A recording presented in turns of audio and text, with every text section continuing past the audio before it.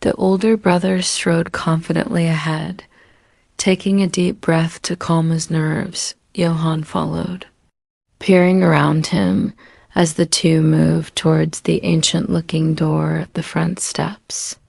When they reached the front of the castle, Ludwig tried the door handle and found it to be locked.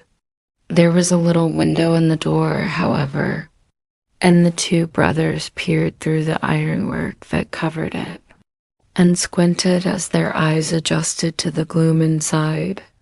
They found themselves looking at a vast empty entrance hall.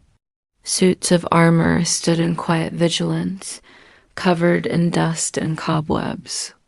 There was no sign of life. Undaunted, Ludwig took a step back and spied an enormous iron door knocker in the shape of a gargoyle. Without hesitating, he pulled on the heavy knocker and let it fall. Johann felt like they were disturbing the peace, but they both watched through the little window to see if anyone would come. Moments seemed like hours, but finally, there was some movement at the back of the dark hall from the depths of the castle. An old woman appeared, shuffling toward the door with no hurry. As she neared their little window, they both stepped back and stood straighter, preparing for her to open the door. Johann wondered briefly what they would say. Perhaps, "Hello, strange lady, we've come to break the spell on your castle." Or was it better to just pretend they were weary travelers seeking a meal? He had not given this part of the adventure any forethought. As it turned out, he needn't have worried about saying anything. The door creaked open slowly, and as if they had been expected, without any expression of surprise, the old woman gestured that the brothers should enter the hall. They stepped into the cavernous interior and waited a bit uneasily as she swung the door shut behind them, extinguishing the light and their last chance of exit. Then the woman shuffled around them and walked back, in the direction she had come, into the dark hallway between the wide, curving entryway staircases and to the unknown reaches of the castle. Ludwig and Johann walked behind her, trying not to trip on the flagstones in the dark. Up ahead, they could see a closed door with an interior light illuminating its edges. When their host reached the door, she opened it. Inside, illuminated by cheerful firelight, was a very long table, richly laid with a delicious feast of cheese. Meats and other delicacies dot, there were just 2 seats at the table. Without any expression, the woman gestured that they should sit, and she left the room again. Johann was a bit nervous to immediately start eating magical food in an enchanted castle, but Ludwig did not appear bothered. He grinned broadly and set upon the feast with great gusto. Seeing that his brother wasn't suffering any ill effects from his dinner, Johann gave in to his hunger and took the other chair. They ate until they couldn't finish another bite, and then they sat back in their soft, upholstered chairs, enjoying the warmth of the crackling fire without realizing it. They both fell into a comfortable, dreamless sleep and stayed that way until morning. When they awakened, the fire was out, and everything that had been on the table was gone.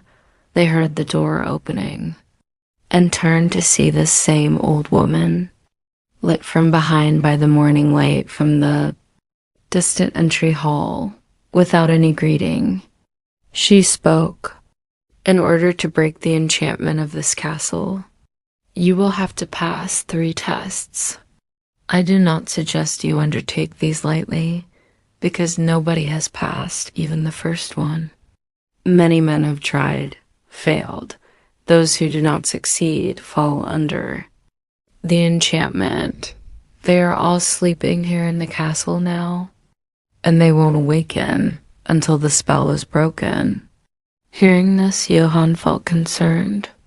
After all, the odds of succeeding at this task did not seem good. And why should he be any more clever or lucky than the last man? Ludwig, however, had immense confidence in his own abilities. He stepped forward and arrogantly announced that he was ready to take on the first task. The old woman shrugged and motioned for Ludwig to follow her. She led him down some winding hallways through the deserted castle kitchen, out back door to what must once have been thriving kitchen garden. Ludwig stood and surveyed the plot, now overgrown with vines, grass, and weeds. "There are 1,000 seeds scattered in this garden," the woman told him. "You have until nightfall to find every single one.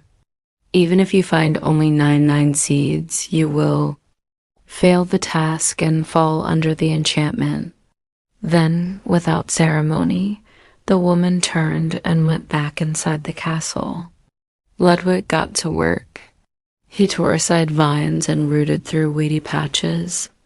Here and there, he found a seed and slipped it into his pocket. He did this without stopping, for food, drink, or rest all day long. As the sun dropped low in the sky, he took stock of the seeds in his pocket and found he had less than 200. He tried to work faster as the light slipped away. He pulled up grass and grabbed in the dirt. However, it was to no avail. As the sun dropped below the horizon, Ludwig went back inside the castle, hoping to bargain with the old woman for a few more hours. But he didn't even get as far as the room where Johann awaited him. He fell deep asleep on a bench in the hall. Ludwig had failed the test.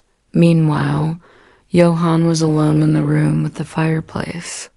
He did not know what had happened to his brother, but the table set itself with a magical feast again at dinner time. A crackling fire materialized in the large stone fireplace and warmly illuminated. A table full of meats, cheeses, and delicacies, just like it had the night before. Johann was very hungry, so he sat by himself and ate a generous dinner. Then, just like he'd done the night before, he succumbed to the warmth of the fire and the fullness of his belly, allowing his worries to rest for the night. He slumbered peacefully again in his comfortable chair. In the morning, the old woman appeared in the door. "Your brother has failed the first task, and he is now deeply asleep," she told Johann. "Are you willing to attempt the task? Or will you choose to leave the castle and save yourself?" In all honesty, Johann was quite afraid to attempt this test. However, he wasn't sure if he could live with himself, if he abandoned his brother to eternal enchantment. It didn't take long for him to make this decision. "I will attempt the task," he responded. The old woman did not reveal whether she thought this was a wise choice or a foolish one. Instead, she turned and walked out of the room, clearly expecting Johann to follow her. When they reached the castle garden, she gave the same instructions she had spoken to Ludwig the day before. "Find all 1,000 seeds before nightfall," she said. "Otherwise, you will join your brother in perpetual dreams." Johann felt a sense of hopelessness as he surveyed the terribly overgrown garden. How could he possibly find 1,000 seeds there? For a time, he tugged at vines and pushed through the grasses, picking up seeds here and there. After an hour, however, he could easily see that this pace would never do, and he sat on the steps to the kitchen and put his head in his hands. He didn't know how long he sat that way, but after a while, he looked up to see some small movements out of the corner of his eye. As he watched, a few ants crawled up onto the step and deposited individual seeds at his side. With astonishment, he realized the line of ants was growing. They were crawling all over the garden and depositing the seeds in the growing hill next to him on the steps. Relief flooded him as he realized that he might not fail this task after all. Exactly 1,000 seeds were resting in his pile by the time twilight fell. He had rebuilt their anthill for them, and now they had made a special hill of precious seeds for him in return, thanks to his animal friends. He had passed the first test. That night, Johann feasted at the magical table with a mixture of happiness and concern. He was delighted to have succeeded at collecting the seeds, but he was also nervous about what the second task would be. He didn't have long to wait before he would find out. In the morning, the old woman reappeared and motioned for him to follow her dot again. They exited the house through the kitchen door. This time, they proceeded through the weedy kitchen garden and then followed a wide path around the side of the castle, where Johann saw a large lake. The lake had obviously been very pretty at one time. There were elegant benches here and there, with intricate trellises covering them. Roses now ran rampant, unchecked by pruning for a very long time.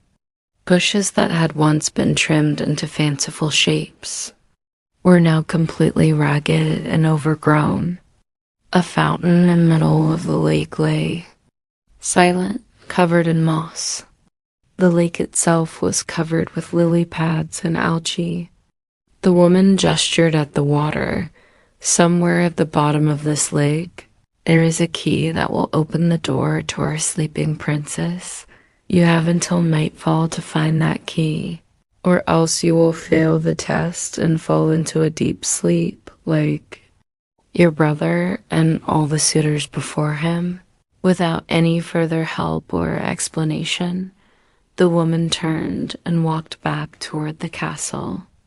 Johann looked hopelessly at the lake.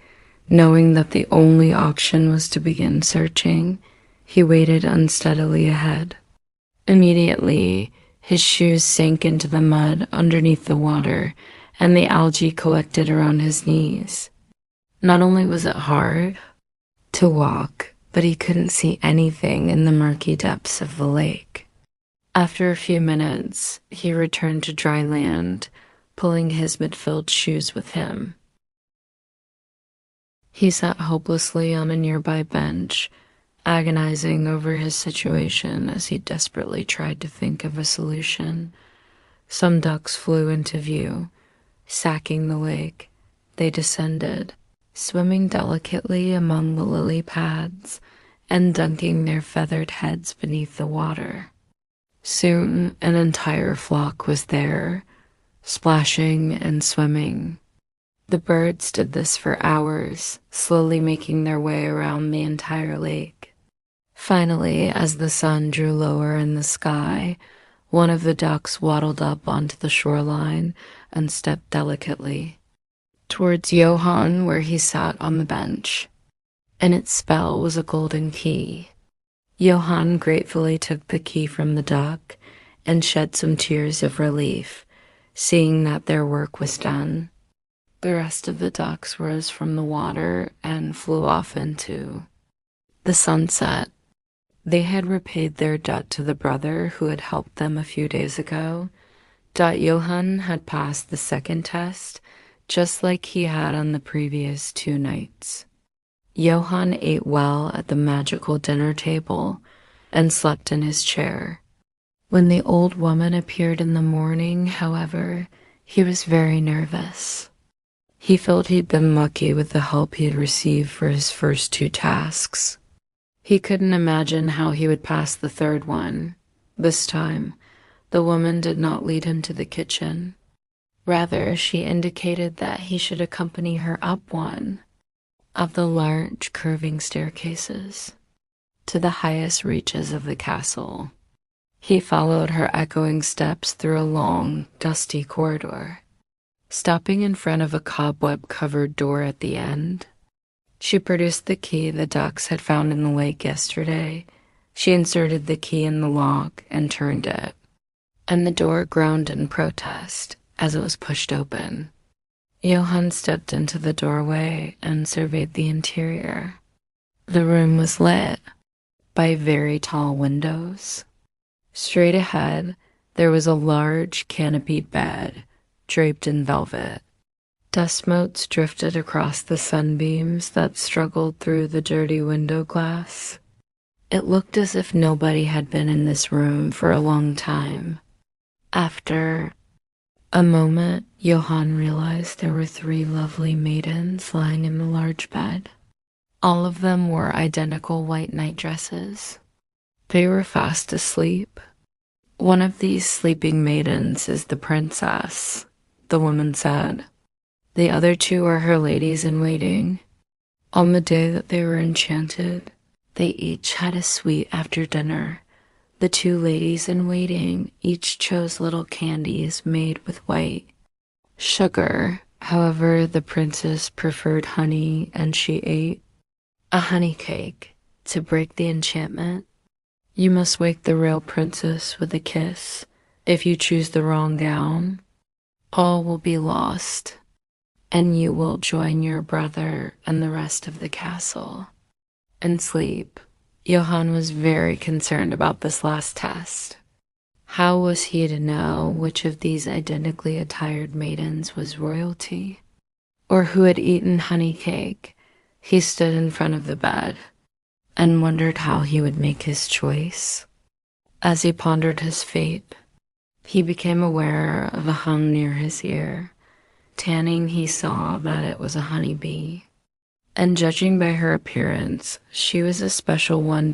In fact, it was the queen bee who had entered the chamber and was now hovering over the maidens on the bed. Johann watched silently as the bee moved lightly from one girl to another, never landing, but hovering briefly over each. After a few moments, the queen bee returned to the maiden at the far left of the bed. As Johann watched, the bee slowly circled over her head 3 times. He knew what this meant.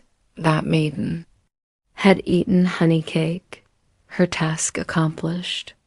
The queen bee flew once around the room and then disappeared through the open door.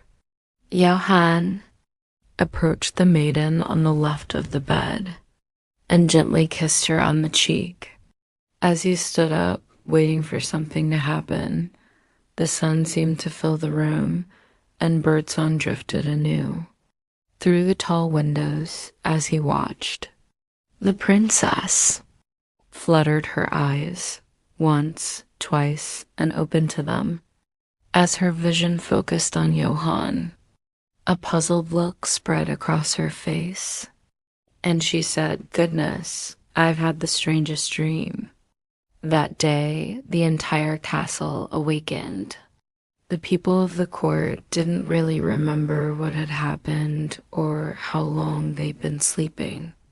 All the failed suitors, of course, had one final memory of not finding 1,000 seeds, and they were rather ashamed about that. Still, the king ordered that the cobwebs be cleared, and the magical table produced a grand feast for everyone to attend that night. Everyone from the scullery maid to the king thanked Johann for his brave efforts, and he and the princess discussed their mutual love, for cake. Most of the unsuccessful suitors left the castle that night, but Ludwig stayed to see his brother Johann and the princess happily married. After his humbling adventure, he was a changed man, with a much smaller ego. As it happened, one of the ladies-in-waiting took a shine to him, and they were eventually betrothed as well.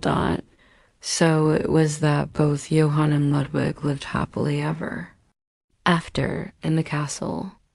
They sent for their father to come and live out his days with them in comfort, and they were all often seen scattering breadcrumbs for the ducks, protecting the beehives and making way for ants, crossing the path.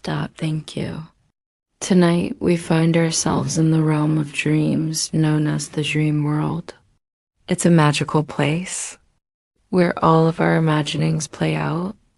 Everything is much brighter and more whimsical than what we usually encounter in our ordinary, day-to-day lives. This realm exists outside of the normal plane of existence. It's only accessible through our dreams. It's a place where our imaginations are given free rein, and all boundaries are lifted. Anything is possible. Not even the sky is the limit. The dream world may not be a tangible place or one we can pinpoint on a map, but it is somewhere we visit every night. While tonight's adventure is likely different from other dreams you've had, that's normal for the dream world. It's a place that's ever-changing, always shifting, and molding itself to what we and others need. Even things that don't exist in the natural world can come to life here in our dreams. The laws of the universe are suspended. Surreal experiences like flying or having superpowers happen during our nightly forays into this dreamscape. The dream world, like any magical place, has its fair share of fantastical creatures and qualities. We might encounter bunnies that fly or trees that sing. It's where all our favorite things exist, whether or not they do in everyday life. With that, let's journey there now, to this place where anything and everything is possible, and see what we can find. As you enter the dream world, you find yourself on a dirt path, lined on both sides by glistening expanses of emerald green grass. Every blade of grass is decorated with tiny droplets of dew, shining in the morning sun. A white picket fence extends along the dirt path. The brown terrain feels soft and comfortable under your feet, making a satisfying crunch as you step on the crumbling dirt. Together, the fence and the path guide you onwards into the dream world. Soon you begin to see the full landscape taking shape. There are all kinds of trees here, standing like sentinels around you. Some are tall and spindly, while others have grand, thick trunks that are gnarled with age. There are dark brown trees, white trees, and even more in shades of lilac and rose. Their branches are decorated with vibrant leaves, and they droop with the weight of clusters of luscious orange and yellow fruit. There is a light breeze which carries with it the scent of orange blossoms, and peaches so ripe and juicy, you can almost taste them. Peeking over the horizon is the sun. Its warm rays tickle your cheeks. You close your eyes to savor its touch, lost in a reverie of complete bliss and calm. Then, you feel a gentle change in the air. As soon as you open your eyes, you are met by the friendly gaze of a small, fluffy white dog standing on the path, shimmering in the light. She is one of the magical creatures who lives here, and she's come to welcome you to the dream world. You reach out and give her a scratch on the head. She wags her tail and then cocks her head to the side and lets out a gentle bark. You follow her gaze down the well-worn trail. It's as though she's giving you a nudge to go out and explore. You think your new friend, who spins around once, before trotting off to join her friends, the other magical creatures who call this wondrous place home. Some of them soon come into view in the distance. There are dragons and birds that sparkle silver and gold, shining white unicorns, and majestic winged horses. But they aren't the only surprise here in the dream world. Looking up, you realize there are not one, but two suns in the turquoise blue sky. You pause for a moment to take it all in. One sun has started making its descent below the horizon, while the other is now moving higher in the sky. The light from both suns casts everything in ethereal glow. Every tree and every creature is suffused in gold. Horses in the fields toss back their manes, kangaroos hop through the grass, and all kinds of furry animals take to the sky with glittery wings that reflect the light. Every sight is mesmerizing, and the scents are just as wonderful. You smell hints of jasmine, lavender, and other soothing fragrances you've never even encountered before. You also become aware of the sounds of birds chirping and animals skittering through the fields. Your senses are heightened, and you cannot get enough of the sights, smells, and sounds. It's a dream come true, and you wonder if you've stumbled upon paradise itself. You twirl around slowly, your arms outstretched, soaking everything in. All the colors of the rainbow are here. The bright yellow-orange orbs of the two suns illuminate the sky. It rounded mossy boulders and skipped over streams. After a little while, she saw sunshine ahead. The yarn ball rolled to a stop in a field absolutely covered in wildflowers. May spent the rest of the morning gathering as many daisies as she could carry Dot when her arms could hold no more. She followed the length of the yarn back to the house in the woods, rolling the ball up as she went. By mid-afternoon, she was settled in the cozy cottage with a large pile of daisies covering the table. May realized that although she'd left her needlework behind in the castle garden, she still had her needles and thread in her dress pocket. How lucky was that? Grateful that she had paid at least some attention during her sewing lessons, May sat down at the table. And in the light from the window, she found a way to begin sewing daisies together. When her brothers returned that evening, they found her hard at work by the light of the fire, and so their new routine together began. Each morning, the brothers would transform into swans and fly away. If the weather was pretty, as it often was in the summer and early autumn, May would sit outside on the steps or in the branches of a nearby tree, sewing in the dappled sunlight. She would work all day, never speaking, even to herself. The work was very slow and difficult, and weeks passed before the first shirt was even partially finished. Her eyes grew tired from threading the needle, and her fingers became rough from the flower stems. Still, she worked on. She sewed outside in fair weather, and inside by the fire if it rained. Sometimes the familiar black crow would appear and sit with her in companionable silence.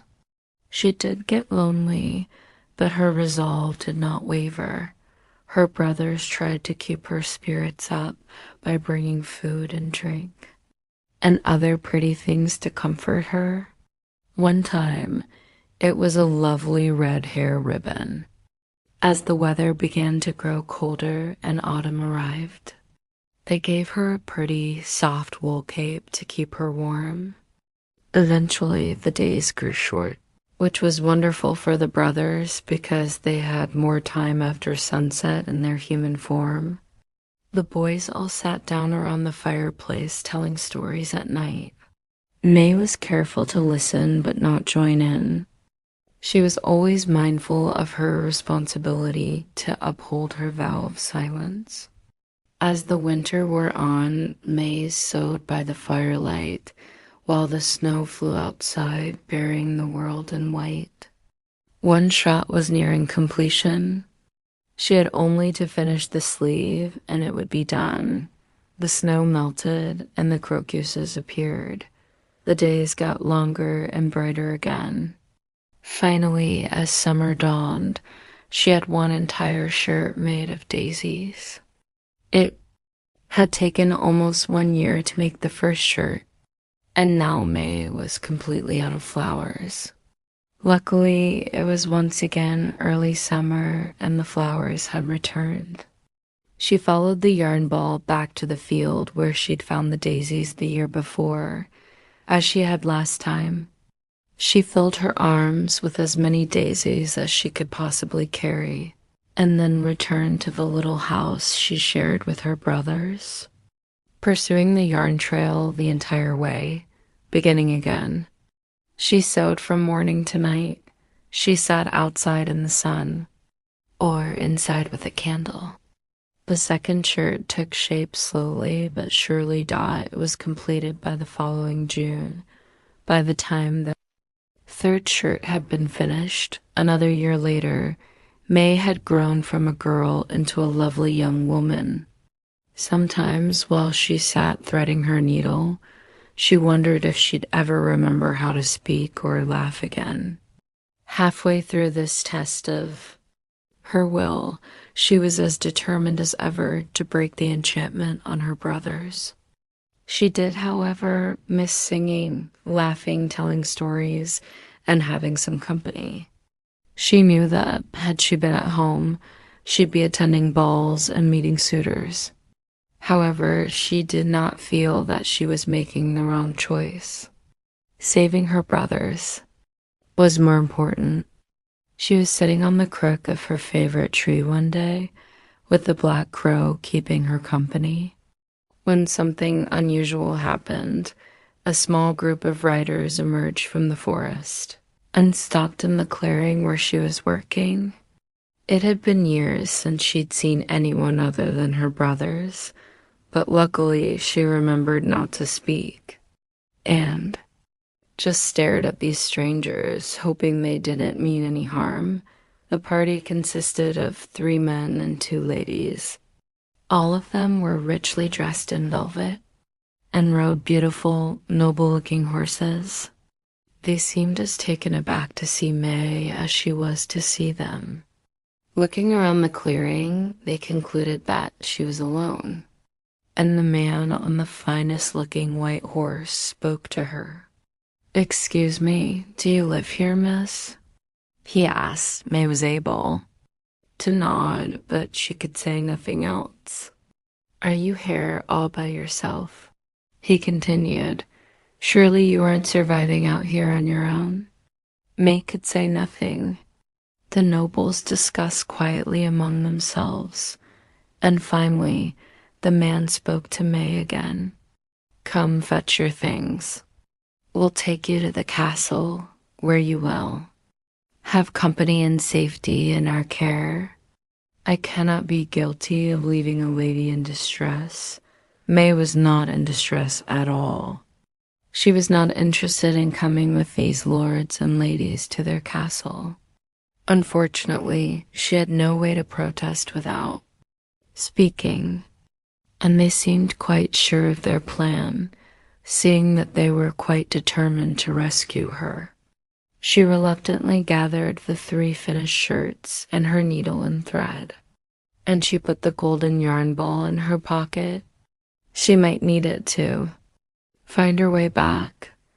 The man who had spoken to May helped her up in front of him on his horse, and they rode away from the little house in the clearing.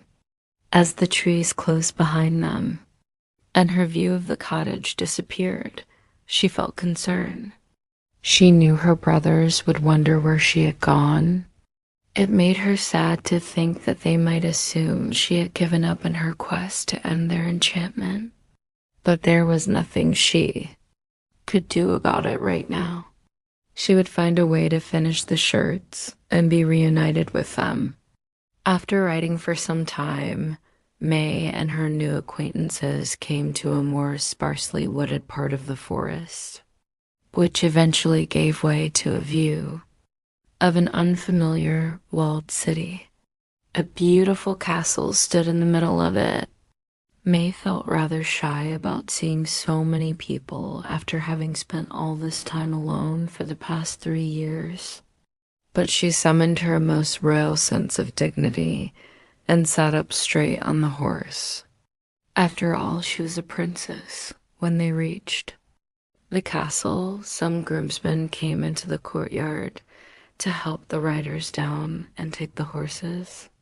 To her surprise, they referred to the man she'd been riding with as Your Highness.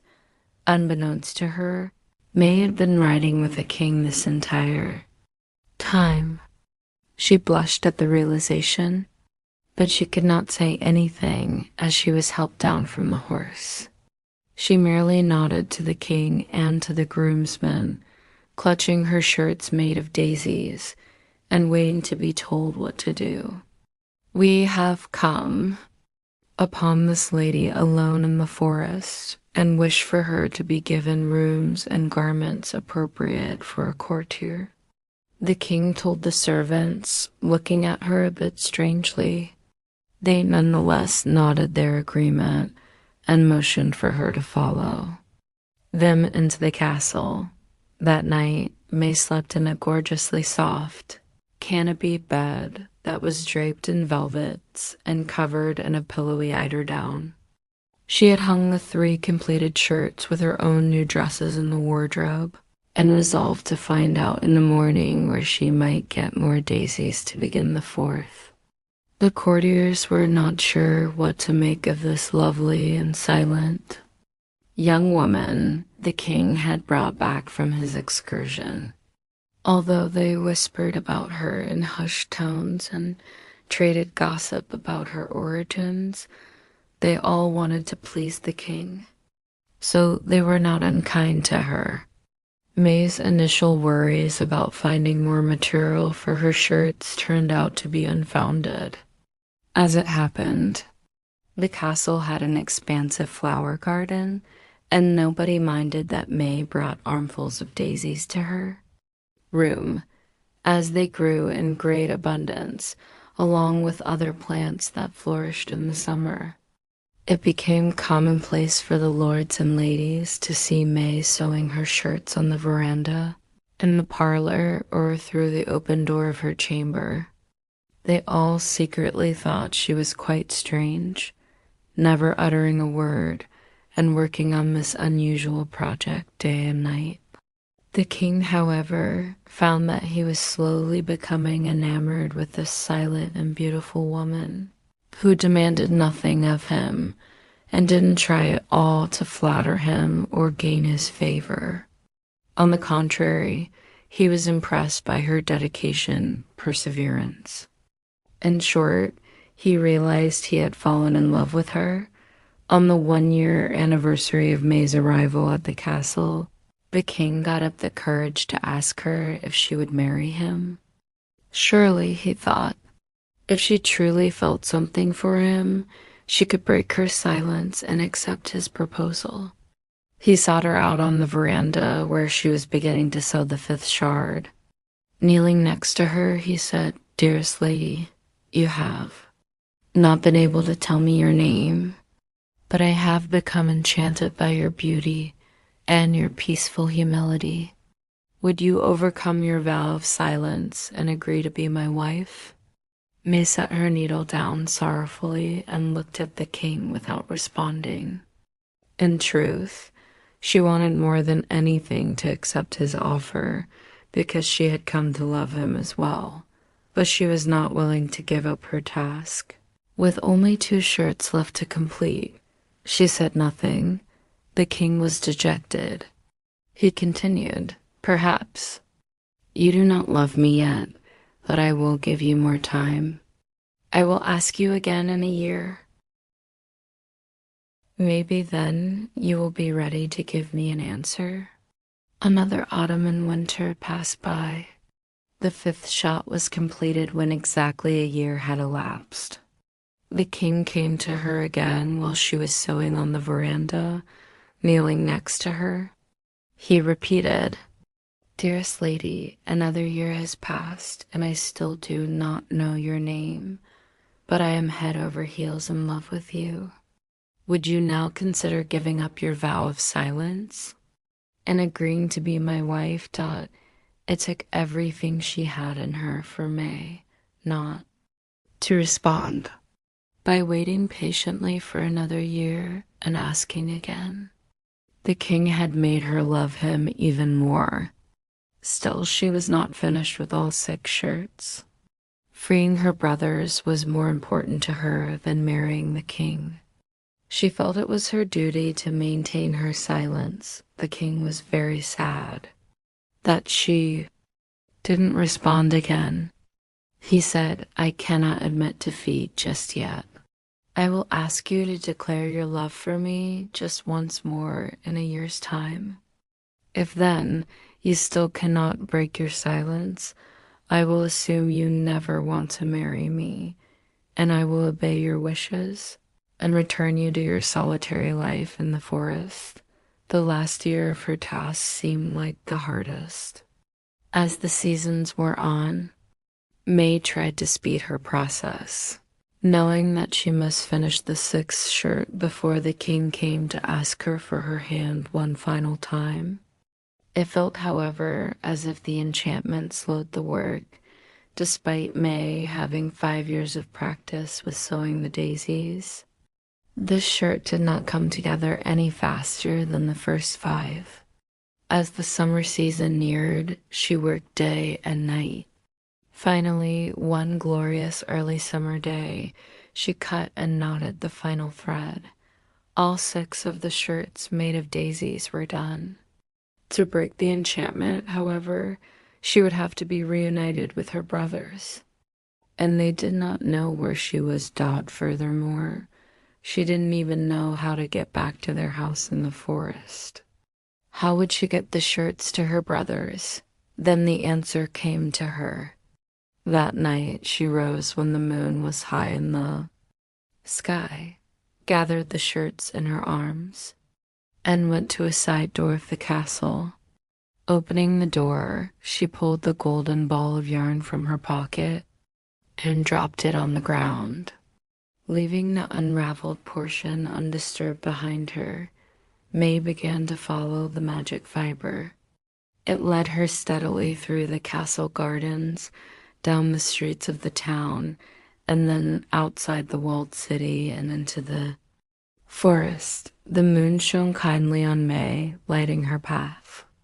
On foot, it took her many hours longer to cover the distance she'd traveled on horseback 3 years before.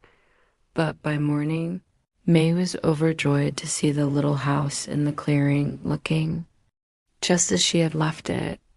Because it was after sunrise, her brothers were already gone. She knew that they would be in the form of swans until nightfall. So she sat down in the house to rest, taking some of the bread and cheese they had left behind. Then, feeling overwhelmed with tiredness, she laid the shirts on one of the beds and curled up on another. The soft pillow embraced her. And before she knew it, she was in a deep sleep. May awakened as the sun was dropping lower in the sky. Not wanting to miss the arrival of the swans, she gathered the shirts and went into the garden to wait. She had been there for only a few moments when, to her amazement, the king rode into the clearing. He had followed her long strand of golden yarn all the way from the castle. "Dear lady," he said as he dismounted from his horse, "I was so distressed to see you had left this morning, because I am resolved to ask you one more time if you can break your silence to accept my proposal of marriage." As the king stood there, hopefully he was distracted by the sound of wings entering the clearing. At that moment, 6 enormous swans appeared, alighting near May in the garden. May's eyes lit up at the sight of her brothers, and before even a moment had passed, she had thrown a shirt over the head of each of the swans. The king watched in astonishment as, in the warmth of the afternoon sunlight, the swans turned into 6 fully grown men. It was the first time they'd felt daylight on their human shoulders in more than 6 years, and they embraced May with happy tears. Seeing her task was finally complete, May turned to the king with a hopeful expression. Noticing a change in her, he understood that a great weight had somehow been lifted, and he knelt, hoping he would succeed. And finally, getting her answer. "Dear lady, will you now break your silence and consent to be my wife?" And May gave him her most beautiful smile. And finally she spoke. "Yes, I will." After that triumphant day, the brothers were reunited with their parents, who were overjoyed at their return. The entire family attended May's long-awaited wedding to the king. Everyone lived very happily after that. May and her handsome king ruled their kingdom together. And it was always said that the queen was a lovely person who was patient, tearful, with her words, and very, very talented at needlework. Once upon a time, winter fell suddenly upon an entire kingdom and never turned to spring. The freeze lasted so long that children were born and raised to adulthood, and they had never experienced a thaw. They had never seen the trees burst into bloom. They had never felt the summer sun on their faces. Of course, these children didn't know any other kind of life. They listened to their parents and grandparents telling tales of the seasons, and they couldn't quite imagine it. The pastel colors they knew were not in the flowers, but in the evening sky. The only verdant shade they understood was the eternal color of the evergreen tree. And of course, most of nature was simply white. As much as their elders tried to conjure visions of rolling lush hills, sunny wildflowers, and crystal blue rivers, they could only imagine it. The question of why this eternal winter had begun was never truly answered. However, one thing was certain: at the same time that the winter had settled in, a formidable, icy mountain had appeared in the center of the kingdom. It was so slippery and unapproachable, but it became known as the Glass Mountain. Rumor had it that the ominous peak was the work of a sorcerer who, after squabbling with a king, cast the man and his daughter to be marooned atop it forever. Many a fireside tale had been told of men who had tried to scale the mountain, carrying a gift to win the hand of the stranded princess. Alas, it was nearly impossible to sum it up, and according to the stories, was jealously guarded by an enormous, fearsome bird. Every suitor who had attempted the quest had failed, ending up back at the bottom of the slope. Even those who had the sense to use an axe or an ice pick as leverage eventually had to let go of their tool in order to battle the monstrous bird. To ascend the mountain and outlast the bird's advances seemed impossible. From brave knights to humble local farmers, it seemed that no one could conquer the glass obstacle and reach the princess. There was a very young man named Jamie who lived in the village by the foot of the mountain. He had grown up in the shadow of the enormous monument of ice. Hearing the stories and seeing one hopeful adventurer after another meet with failure, like all the others his age, he had never known any season but winter. Although he found stories of the summer intriguing, he didn't know why he should yearn for it. However, Jamie did love a challenge. He was a very clever boy. He had a great many chores to complete each day in order to help his parents make ends meet. However, in his free time, he enjoyed skating on the village pond, where he would make graceful circles, gazing up at the sparkling mountain dot as he came of age. He dreamed of being the one man who could reach the princess and woo her. While there were certainly many nice girls in the village who would have gladly been his sweetheart, he wished to know what lay beyond his small hamlet. He did not want to live a life without experiencing adventure. Jamie thought and thought about how he might get to the top of that glistening peak, and he hatched a plan that was almost ridiculously simple. At dinner one night, sitting at the wooden table by his family's hearth, he told his parents what he was going to do. He planned to use his ice skates to anchor his feet while he scaled the mountain.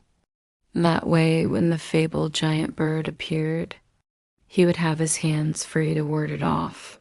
His mother was fretful, fearing Jamie would injure himself with this mad scheme. His father was equally skeptical. How could Jamie succeed where so many more wildly inexperienced men had failed? Hoping to dissuade him, his parents pressed him with questions. How would he battle the large bird with his hands? What gift could he possibly take for the princess? Jamie had to admit that he didn't have the answers to those questions, but he could not be swayed. He was determined to attempt the climb the next day. Jamie's mother whispered her concerns to the neighbor. Then the neighbor, in hushed tones, told her daughter. The daughter told the boy across the street. The news traveled throughout the village like lightning. So it was that by the time Jamie had readied himself to approach the mountain, the entire town was out to watch the spectacle.